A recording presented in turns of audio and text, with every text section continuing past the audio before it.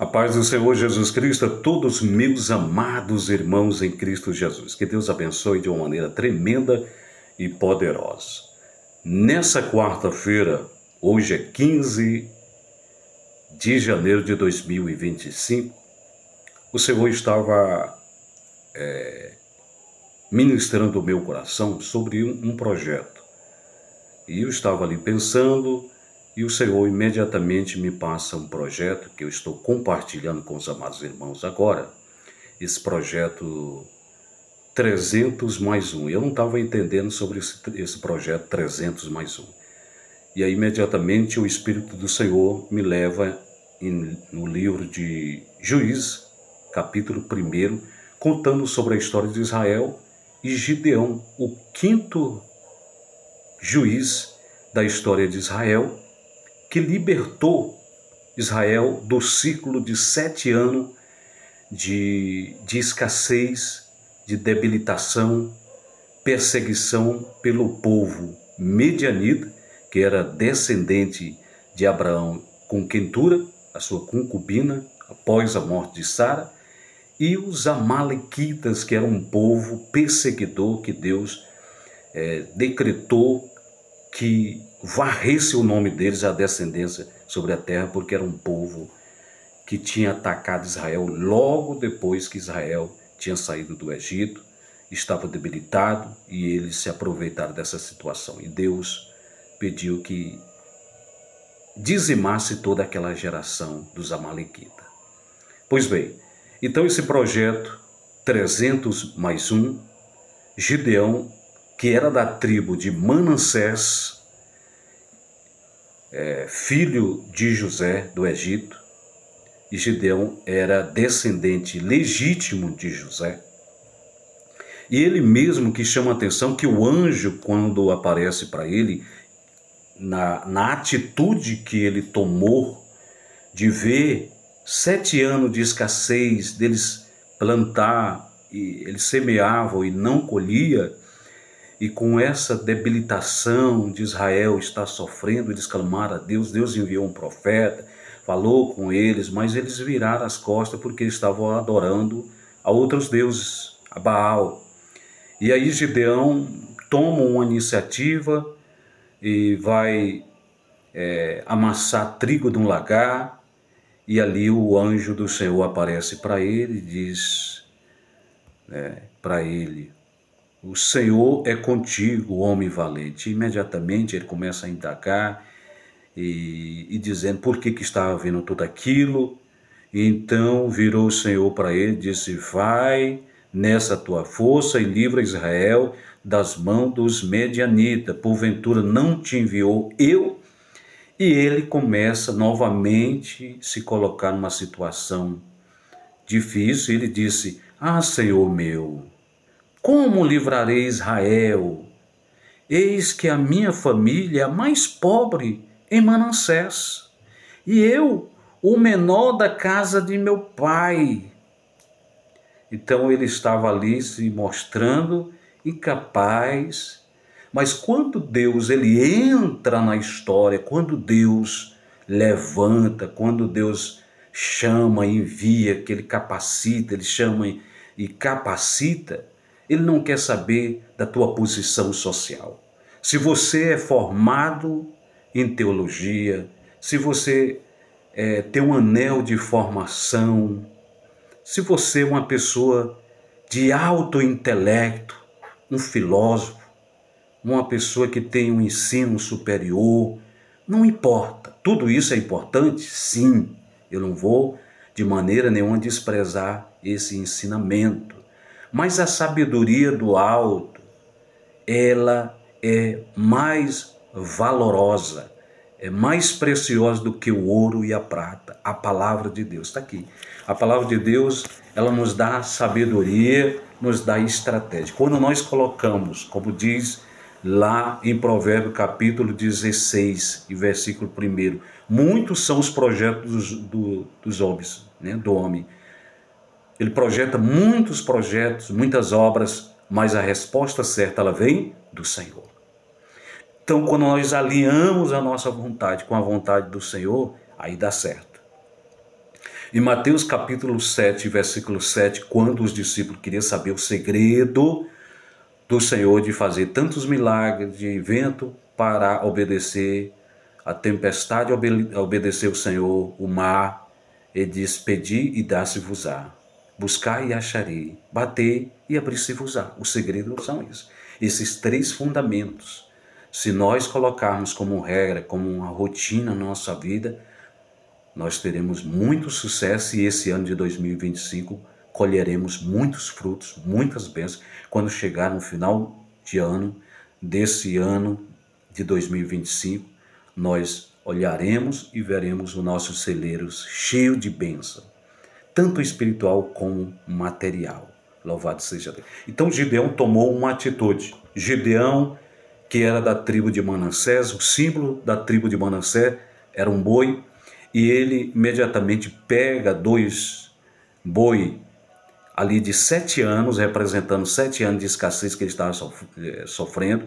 Ele oferece sobre o altar, derruba os altares de Baal, ele edifica um altar ao Senhor, que chama o Senhor é a paz, oferece esses 2 bezerros, esses 2 bois de 7 anos, sobre o altar, e ali o Senhor o recebe, e ali começa uma história. Louvado seja Deus. Ele tomou uma atitude.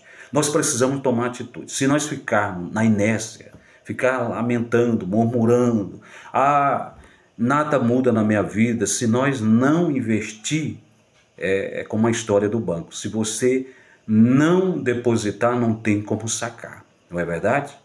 Você precisa depositar para você poder sacar. Assim também é a vida. Nós temos que semear. E aquele que semeia com fé, é como diz a palavra de Deus em Eclesiastes, capítulo 12 e 1, lança teu pão sobre as águas, porque depois de muitos dias comerá do teu pão. Então Gideão tomou uma iniciativa, Gideão tomou uma atitude. Eu não quero viver nessa mesmice, eu não quero viver uma vida de mediocridade, de mesmice. Eu vou lutar, eu não vou ficar aqui esperando os inimigos vir me enfrentar e daqui a pouco nós vamos morrer debilitados com fome, porque o jeito que está. Os inimigos que subiram contra Israel eram 135 mil. E Gideão convocou todas as tribos, vieram de imediato 32 mil. Olha essa matemática.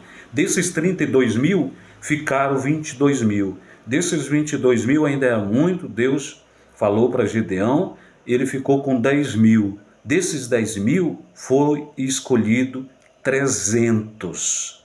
E esses 300 eles saem para a guerra, para guerrear contra os inimigos, que era 135 mil. Na primeira luta, na primeira investida de Gideão, na estratégia que Deus deu, caíram 120 mil. Desses 120 mil ficaram 15. 15 mil fugiram os desertores, inclusive o rei Zeba e Salmuna. Ele foi atrás, rompeu ali as barreiras territoriais e foi atrás desses inimigos com 300. Eles venceram.